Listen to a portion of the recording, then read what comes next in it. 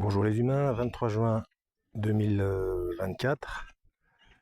Nous en sommes au 16e épisode du gouvernement mondial de l'Antéchrist de Serge Monast. Donc on reprend au point numéro 9. Abolition de la propriété.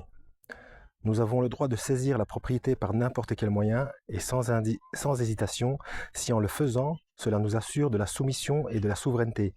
Au XXe siècle, les taux d'intérêt instables, les fluctuations des monnaies, les dettes nationales, la mauvaise gestion des fonds publics, l'inflation et le chômage provoqué, etc. sont autant de moyens se cachant derrière une façade de l'égalité pour saisir des propriétés, comme cela est le cas dans le Midwest américain et dans l'Ouest canadien en 1994. Au point qu'aujourd'hui, les banques et les trusts sont en train de devenir les plus grands propriétaires du territoire agricole dans l'histoire. Point numéro 10. L'usage des slogans. Dans les temps anciens, nous fûmes les premiers à mettre les mots liberté, égalité, fraternité dans la bouche des masses.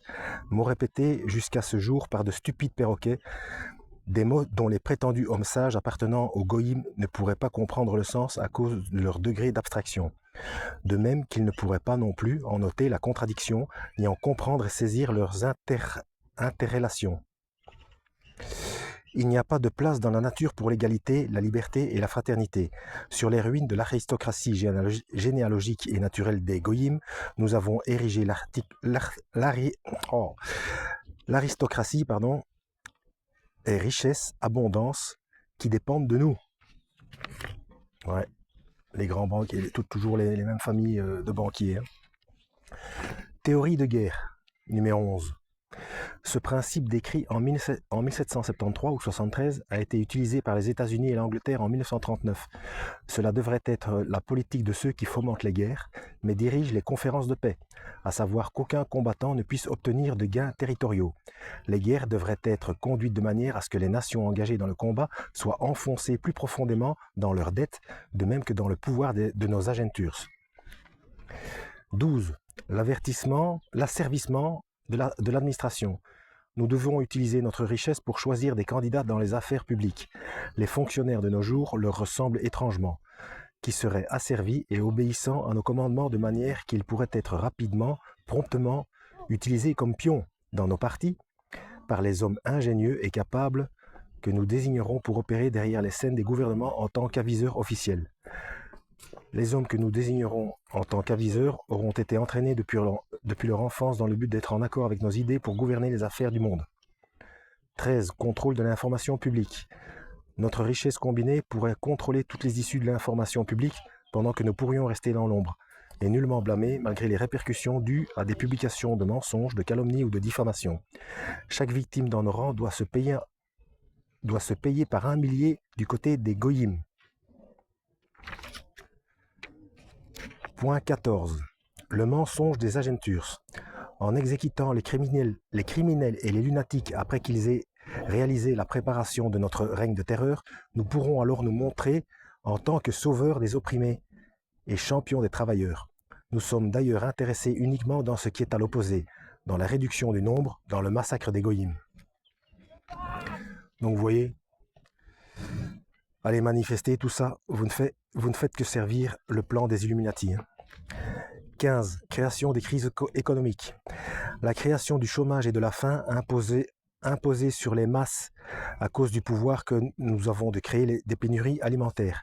Cela créera le droit pour le capital de gouverner plus sûrement encore que ce ne l'était pour la vraie aristocratie ou par l'autorité légale des rois. En ayant nos agentures pour contrôler les masses, ces mêmes masses pourraient par la suite être utilisées pour nous débarrasser de tous ceux qui osent se placer à travers notre route.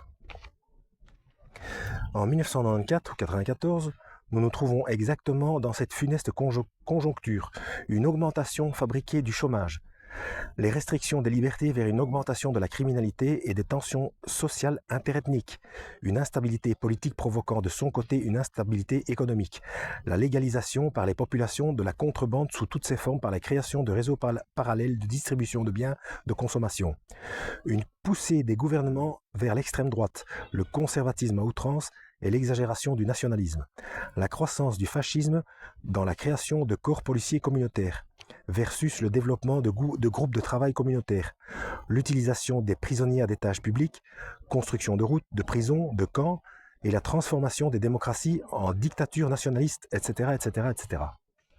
Point 16. Infiltration de la franc-maçonnerie continentale. Notre but serait de prendre avantage des facilités et du secret que la franc-maçonnerie nous offre. De cette manière, il nous serait possible d'organiser à l'intérieur même de la franc-maçonnerie bleue nos propres loges du Grand Orient, avec l'intention bien arrêtée de poursuivre nos activités subversives, mais tout en cachant la vraie nature de notre travail sous le couvert de la philanthropie, comme les œuvres de bienfaisance et les soirées mondaines par exemple. Point 17. L'usage des promesses. Nos agentures devraient faire les promesses les plus somptueuses aux masses en utilisant des mots aujourd'hui slogans tels que indépendance et liberté. Les goïms pourraient être excités sur une telle lancée de ferveur patriotique que nous pourrions même les pousser à se battre contre les lois de Dieu et naturelles. D'ailleurs, cette lancée dont on parle ici fut celle des révolutions depuis 1789. Pour cette raison, après avoir obtenu le contrôle, nous pourrons effacer du lexique de la vie le nom même de Dieu. Point 18. Plan de guérilla urbaine, guerre révolutionnaire, l'art des batailles de rue, un modèle pour le règne de terreur. Tout cela doit accompagner chaque effort révolutionnaire parce que c'est la route la plus économique pour amener les populations à une rapide soumission. Point numéro 19. Utilisation de la diplomatie. Nos agentures déguisées en aviseurs politiques, financiers et économiques pourront faire appliquer nos mandats sans craindre d'exposer ceux qui composent la force secrète, ceux qui se cachent derrière les affaires nationales et internationales. Par la diplomatie secrète, nous devons atteindre un tel pouvoir de contrôle que les nations ne pourront même pas en venir à une entente secrète sans que nos agents y soient déjà impliqués d'une manière ou d'une autre. Voilà, de plus en plus de passages, donc je vais m'arrêter là, suite au prochain épisode. Pour les nouveaux, allez voir toujours en description, parce que je ne le dis pas toujours, mais en description, je mets soit, j'essaye de mettre chaque fois la playlist correspondante, et parfois je rajoute d'autres choses, mais je pense jamais à le dire. Hein. Et ouais, voilà. Que Dieu vous guide.